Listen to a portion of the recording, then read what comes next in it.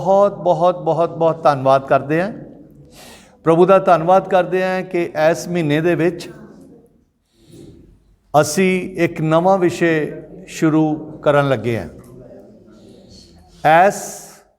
इस महीने में हम एक नया विषय शुरू करने जा रहे हैं।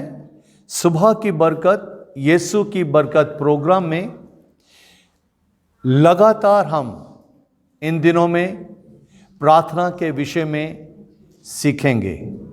ठीक है, तो हम प्रार्थना करेंगे। पिता परमेश्वर, प्रभु यीशु मसीह के नाम से तेरे पास आकर प्रभु जी हम तेरा धन्यवाद करते हैं कि तूने एक बार फिर से हमें फजल दिया है कि हम तेरे वचन पर ध्यान कर सकें। सुनने वालों के लिए प्रभु मैं ख़ास तौर से तुझसे प्रार्थना करता हूँ कि हर एक की सहायता कर। जो ऑनलाइन प्रभु जी देख रहे हैं, सुन रहे हैं, उन सब के लिए भी प्रभु मैं तुझसे बेनती करता हूँ कि तू सबकी सहायता कर, ताकि किसी भी तरीके से शैतान की कोई भी चाल तेरे वचन के बीच में बाधा ना डाल सके, रुकावट ना डाल सके। धन्यवाद के साथ प्रार्थना यीशु के नाम से मांगते हैं, आमीन। आज रोमियो की पत्री उसका 8 अध्याय उसके 26 वचन से हम देखेंगे।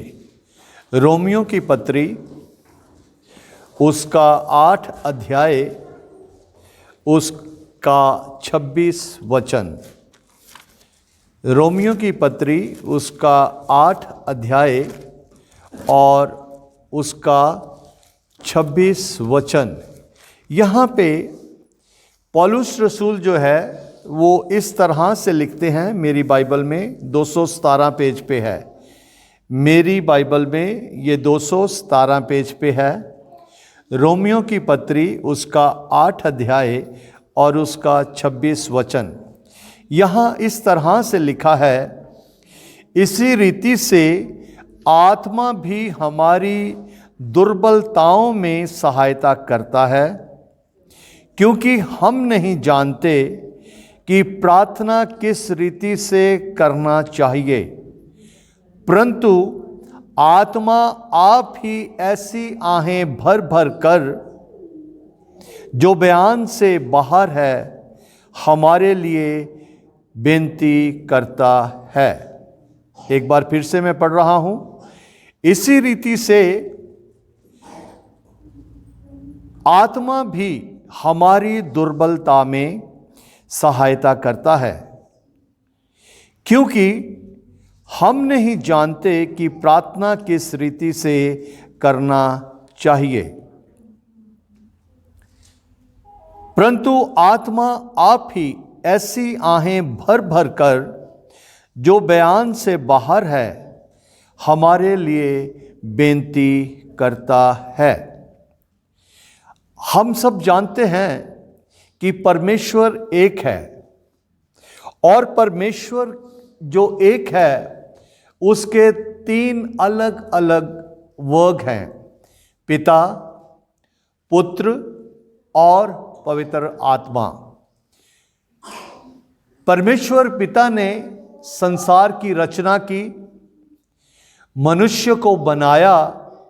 मनुष्य परमेश्वर की राह से भटक गया।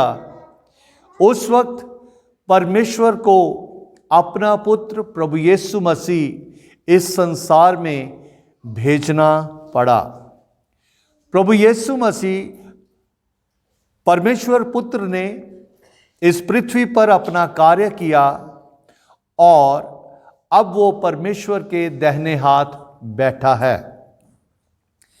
लेकिन जाने से पहले प्रभु यीशु मसीह ने इस बात को कहा कि मैं तुम्हारे लिए एक सहायक भेजता हूं, और वो सहायक जो है अब हमेशा हमेशा के लिए हमारे पास है, हमारे साथ है, और उसका नाम जो है वो पवित्र आत्मा है।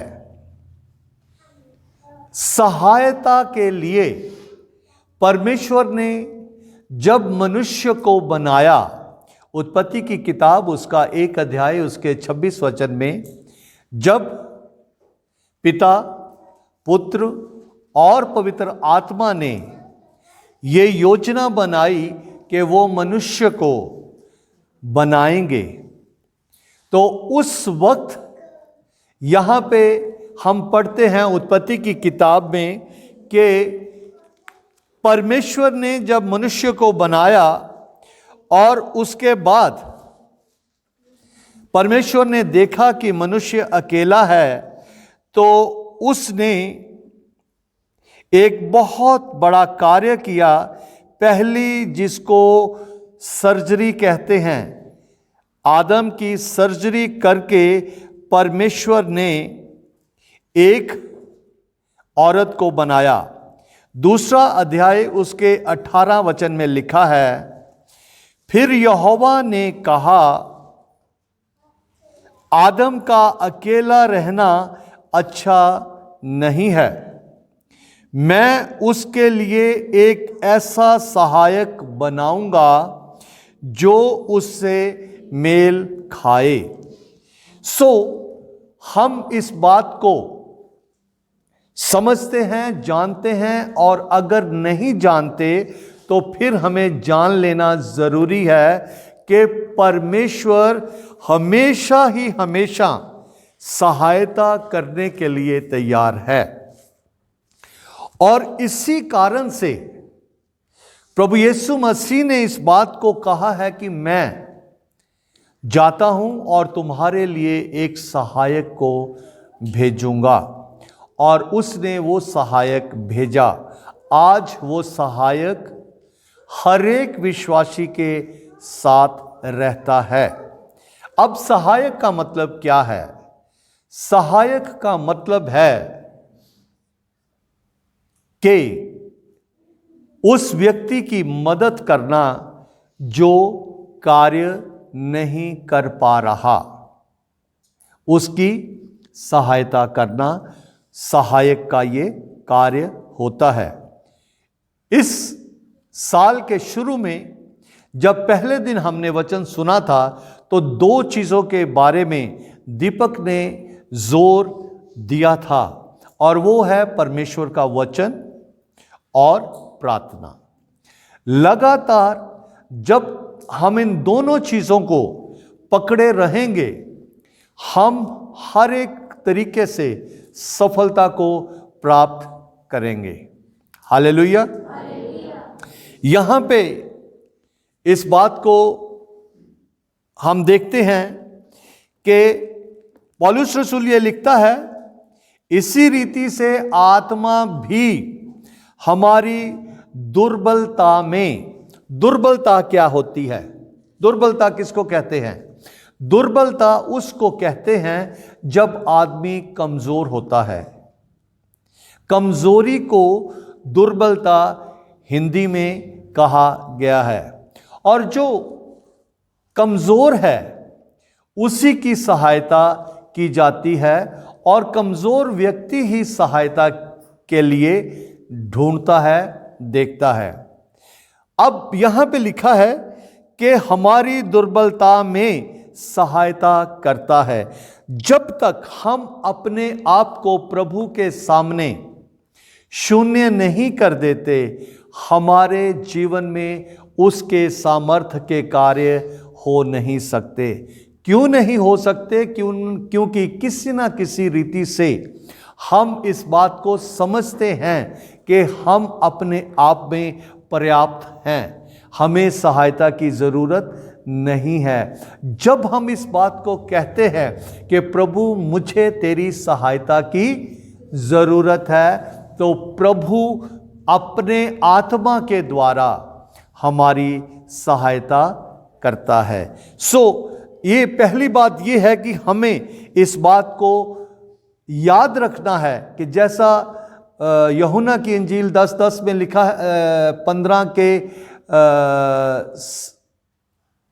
के 7 की आखिरी उसमें लिखा है, नहीं 15 के 5 में आखिर में उसमें यह लिखा है कि तुम मुझसे अलग होकर कुछ भी नहीं कर सकते। यानी कि हम अपने आप को जब समझते हैं कि हम कमज़ोर हैं, तब परमेश्वर का आत्मा हमारी सहायता करने के लिए तैयार रहता है। हमें इस बात को याद रखना है कि हम किसी भी रीति से अपने आप में सक्षम नहीं हैं, लेकिन जो हमें सामर्थ्य देता है उसमें हम सब कुछ कर सकते हैं। जब हमारे पास पवित्र आत्मा रहता है, जब हमारे साथ हमेशा पवित्र आत्मा सहायता करने के लिए रहता है, तब हम अपने आप को उसके सामने कैसे अधीन करते हैं, वो बहुत जरूरी इंपॉर्टेंट बात है। यहां लिखा है, क्योंकि हम नहीं जानते कि प्रार्थना किस रीति से करना चाहिए। बहुत बार ये अनुभव से आप लोग सीखेंगे। जब हम अपने दिमाग से प्रार्थना करते हैं तो थोड़ी देर में हमारा शब्दकोश जो है, हमारी डिक्शनरी जो है, वो खाली हो जाती है, हमारे पास और शब्द नहीं रहते। लेकिन जब हम आत्मा में होकर इस बात को जानते हैं, इस बात का सहारा लेते हैं कि हमारा एक सहायक है। यहां लिखा है, क्योंकि हम नहीं जानते कि किस रीति से प्रार्थना करना चाहिए। भजन संहिता उसका 81 अध्याय उसका 10 वचन को हम देखेंगे, वहां क्या लिखा है। भजन संहिता 81 उसका 10 वचन, भजन संहिता 81 उसका 10 वचन, वहां लिखा है कि मैं तेरा परमेश्वर यहोवा हूं। लिखा है, तेरा परमेश्वर यहोवा मैं हूं, जो तुझे मिस्र देश से निकाल लाया है। तू अपना मुंह पसार, मैं उसे भर दूंगा। इंग्लिश में बहुत अच्छा लिखा है। वहां पे सिर्फ ये नहीं लिखा कि तू अपना मुंह पसार, वहां लिखा है कि you open your mouth wide. बहुत ज्यादा, जितना मुंह खोल सकते हैं उतना मुंह खोल लें। किसके लिए? प्रार्थना के लिए। और पवित्र आत्मा जो है, परमेश्वर का वायदा जो है, वो तब पूरा होगा जब हम अपना मुंह प्रार्थना के लिए खोलेंगे। जब हम प्रार्थना के लिए मुंह खोलेंगे, हम दो तरीके से अब इस बात को समझेंगे कि यहां पे जब हम रोमियो 8:28 में 8:26 में हम पढ़ रहे हैं, वहां पे इस तरह से लिखा है कि जब हम नहीं जानते कि किस रीति से हमें प्रार्थना करनी चाहिए, परंतु आत्मा आप ही ऐसी आहें भर भर के जो बयान से बाहर है हमारे लिए प्रार्थना करता है। कितनी बड़ी बात है। हम प्रार्थना करते हैं, लेकिन जब हम अपना मुंह खोल देते हैं तो फिर क्या होता? आत्मा हमारे लिए प्रार्थना करता है। हालेलुया। आत्मा हमारे लिए प्रार्थना करता है, और जब आत्मा हमारे लिए प्रार्थना करता है तो वो मतलब सिंपल सी प्रार्थना नहीं है। वहां लिखा है कि वो आहें भर भर के। आहें भरने का मतलब क्या है? बहुत ही व्याकुल होकर, बहुत ही इस तरह से प्रार्थना करनी कि हमें इसकी बहुत ही जरूरत है।